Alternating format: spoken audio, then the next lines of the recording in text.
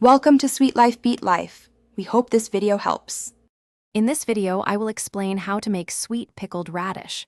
We'll cover everything from selecting your radishes to enjoying the final product. This simple recipe is perfect for beginners and results in a delightful, tangy, and sweet treat. You'll be amazed at how easy it is to transform fresh radishes into a flavorful condiment that enhances many dishes. Let's get started on this culinary adventure. To begin, let's gather our essential ingredients. You'll need about 1 bunch of fresh radishes, roughly half a pound, sliced thinly.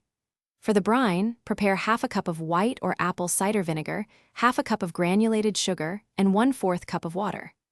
Don't forget 1 teaspoon of pickling salt, 1 teaspoon of mustard seeds, half a teaspoon of ground black pepper, and 1 bay leaf for that perfect flavor. Now let's prepare the brine and assemble our pickles. Thinly slice your radishes, about 1/8 inch thick, and pack them into a clean 1-pint jar.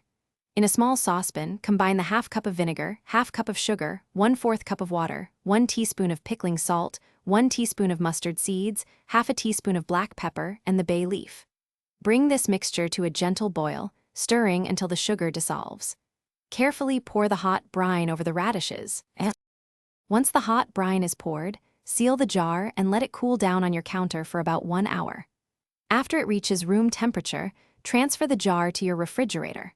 For the best flavor and texture, chill your pickled radishes for at least 6 hours before you enjoy them.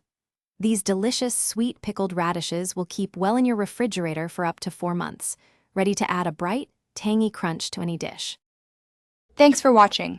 Consider subscribing if we helped you.